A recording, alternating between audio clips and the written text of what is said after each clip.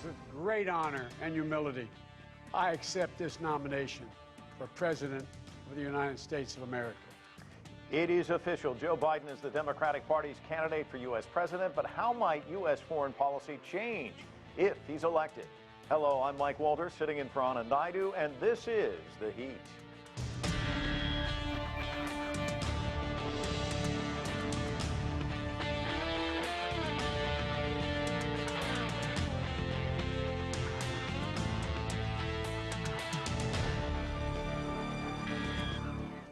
The third time is the charm after running for president in 1988 and again in 2008. Joe Biden finally clinches his party's nomination this time around. To talk more about that, let's go to the White House, where we're joined by CGTN correspondent Nathan King. And Nathan, in last night's speech, Biden kept emphasizing how different he is from President Trump.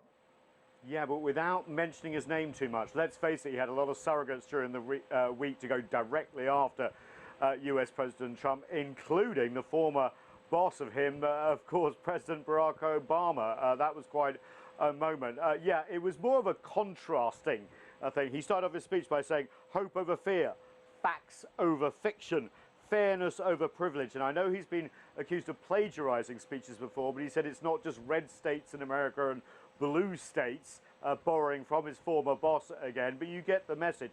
He said he would essentially be a president if elected for all Americans, including those who didn't vote for him, drawing a contrast to the current occupant of the building behind me. Let's take a listen.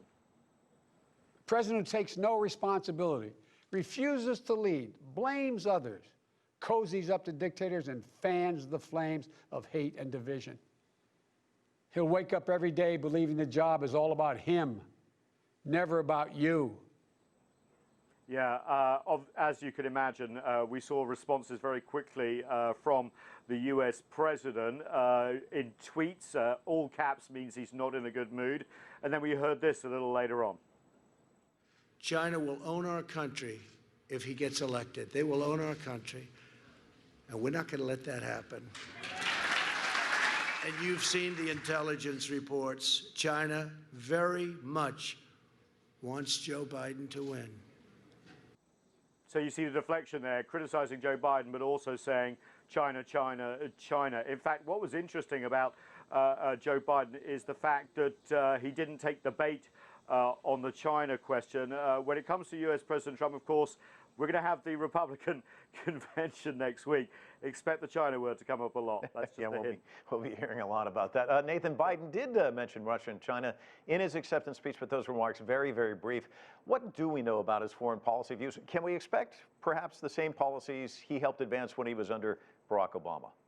Well, if you've read the Republican platform, which I have, and other documents, they are critical on tariffs. They also talk about an open society, so no more closing down consulates in a sort of Mike Pompeo style.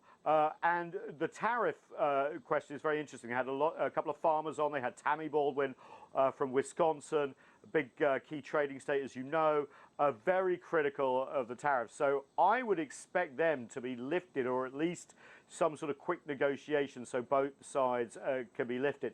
However, you know, it's a democratic platform. And they tend to focus a little bit more on human rights. We've seen actions in Xinjiang, for example, from the US, Hong Kong.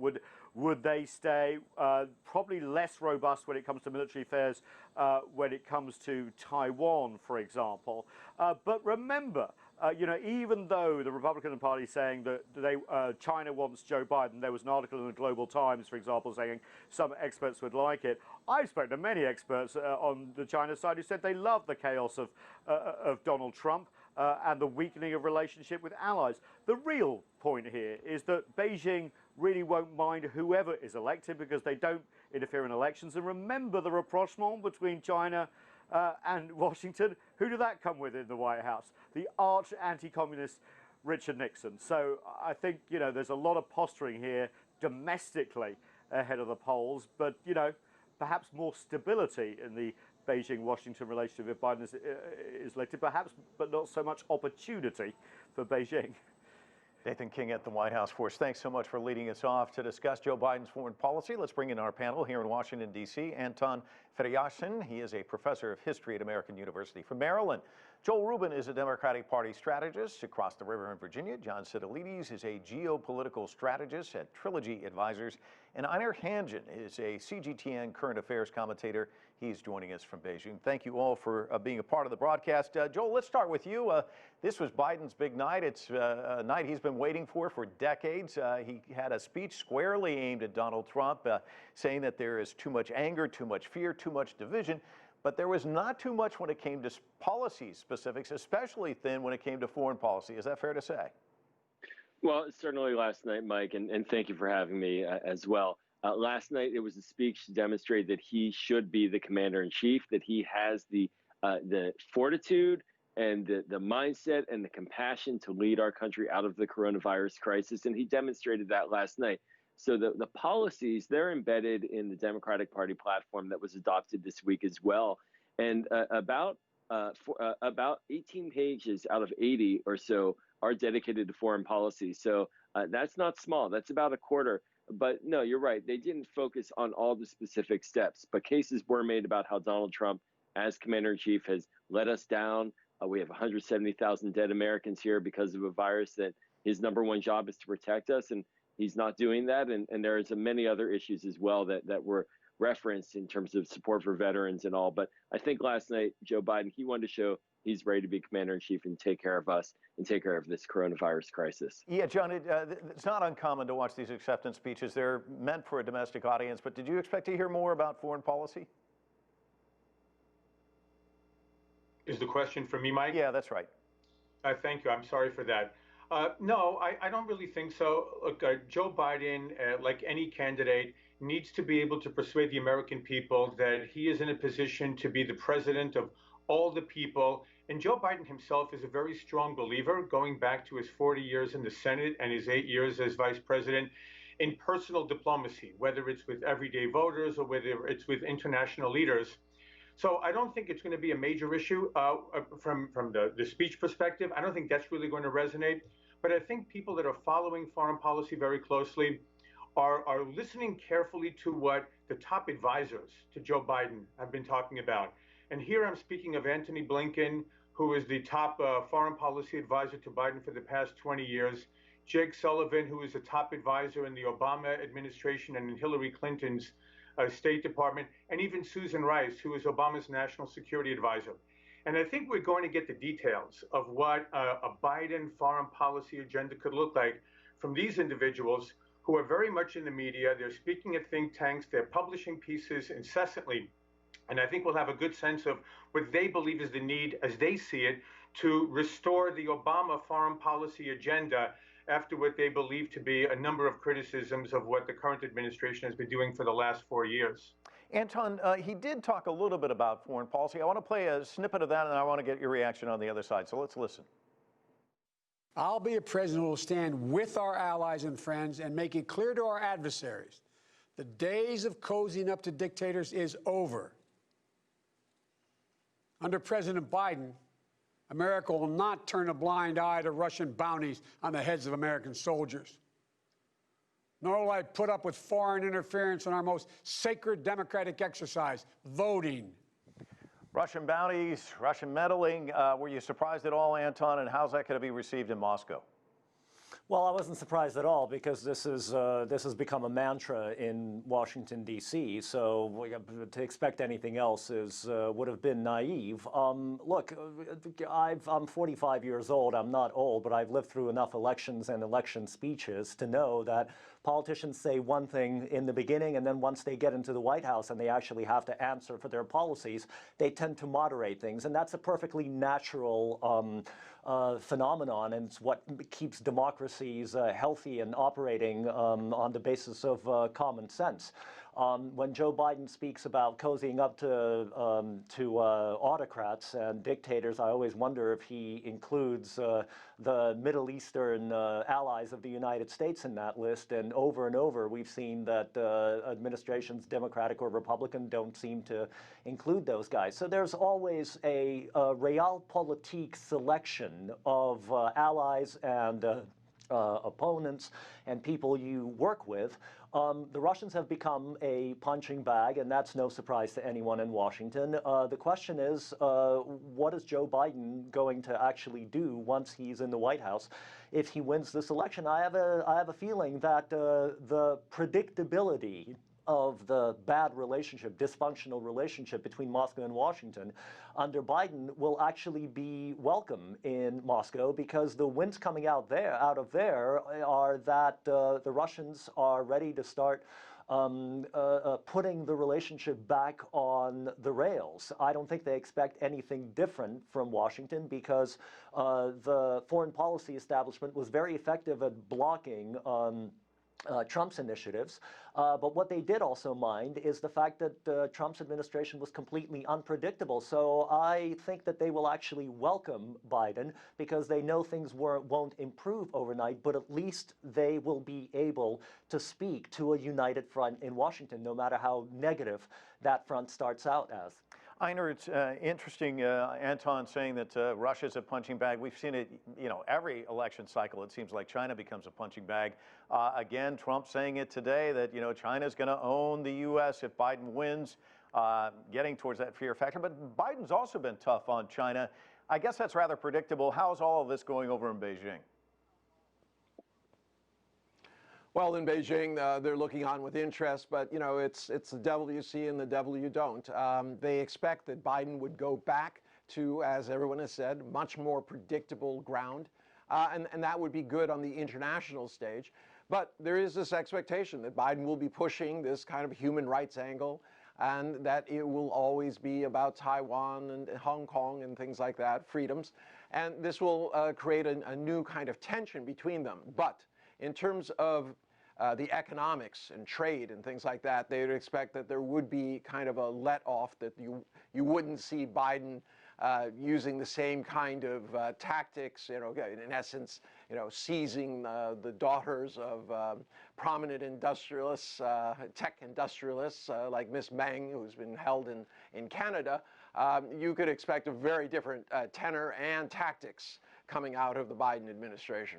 Einar, Nathan kind of touched on this, and there's been a lot of op-ed pieces about it here in the West about, who does China want? And there seems to be these two camps that Nathan was talking about that, as long as the U.S. is moving off the global stage, that leaves a vacuum. China can move in.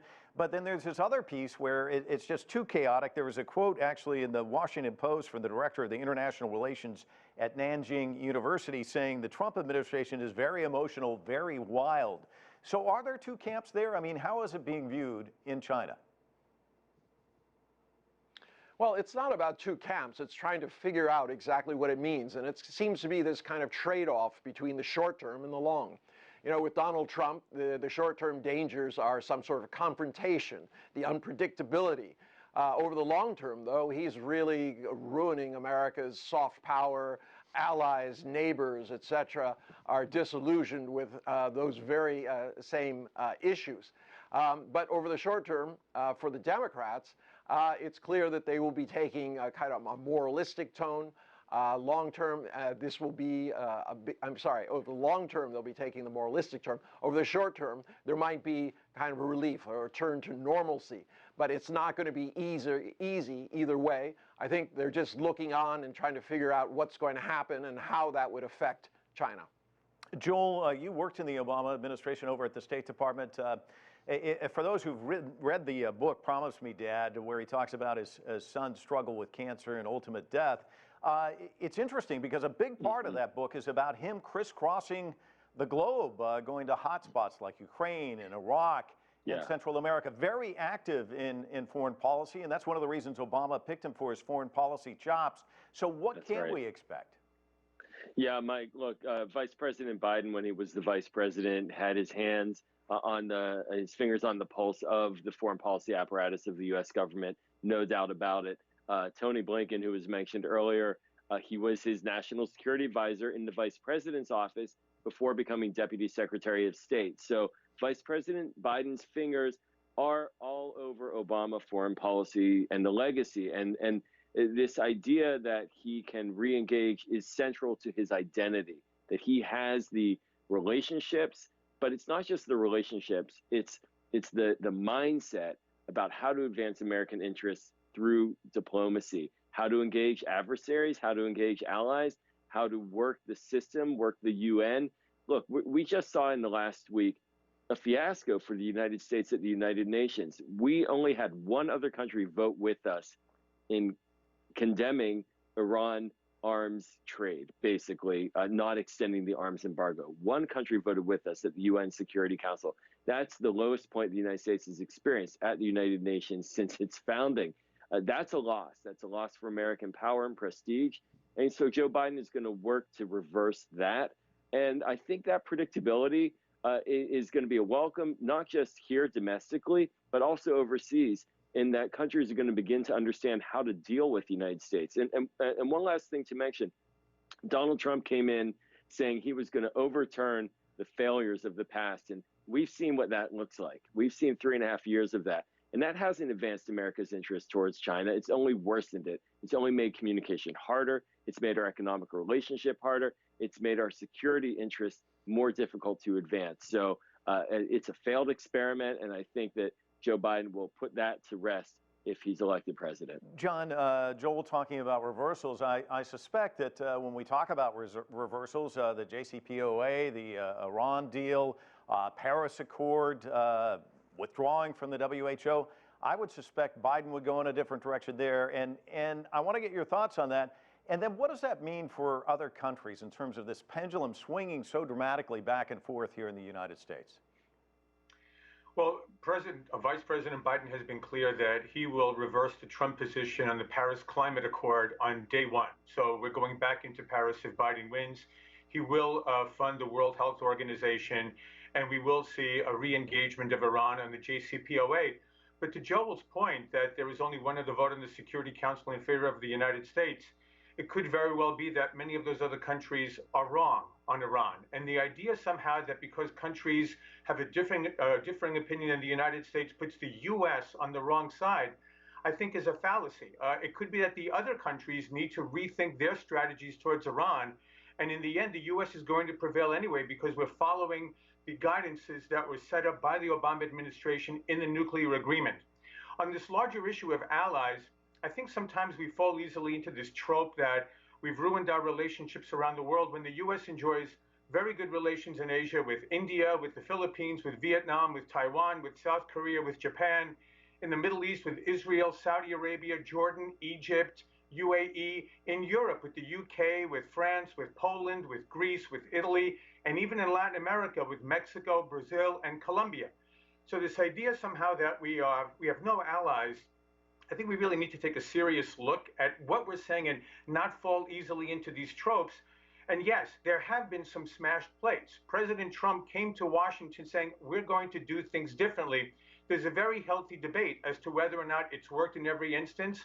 But the idea that we somehow get along with a foreign policy establishment that led to many, many fiascos over the last 20 years is something that the American voters wanted to do differently.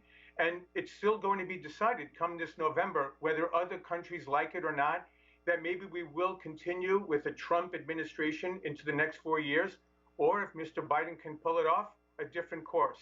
Well, Anton, let's talk a little bit about Europe because he's threatened to leave NATO. He's had kind of tense relations with some of his European allies. In fact, Time magazine back in July had this headline, "Why the 74-Year Alliance Between Europe and America is Falling Apart." How do you see things playing out in Europe? Well, I don't think that the alliance is really falling apart. I think that's Time magazine sort of whipping up the Trump hysteria. I think John was absolutely right in what he said earlier. This hyperventilation about Trump's effect on American foreign policy is precisely that. It really is an exaggeration. The Europeans are ready to re-engage with the United States. I don't think that the damage that has been dealt to American prestige in Europe is really going to last because there's a lot of very positive feeling towards the U.S. in Europe.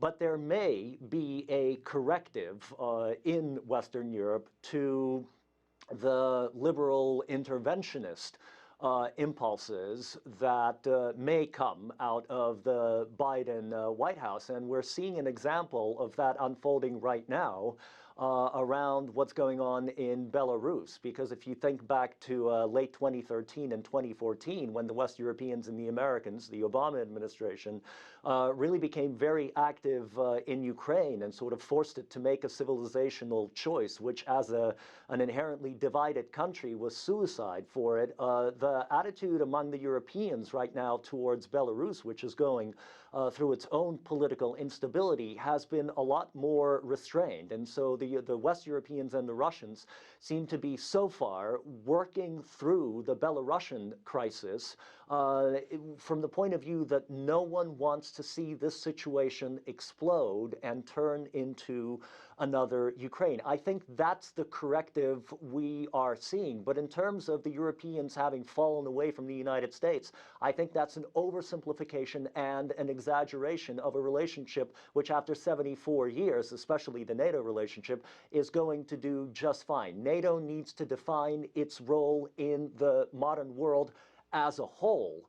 But the American-European relationship, I think, is going to be just fine. Joel, I want to give you a chance to jump in because you kicked Thanks. off our conversation, and I think you probably see it as more than just a few broken plates.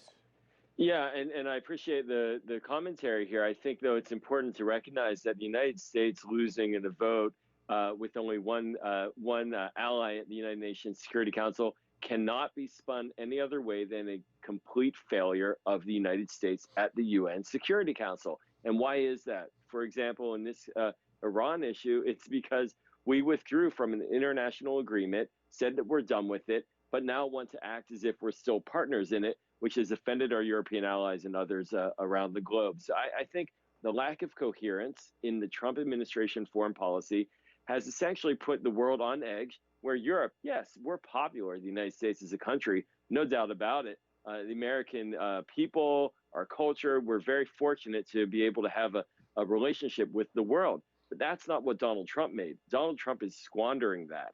And so the danger here is that 4 more years of Donald Trump will alienate the world from the United States in a way that's not repairable.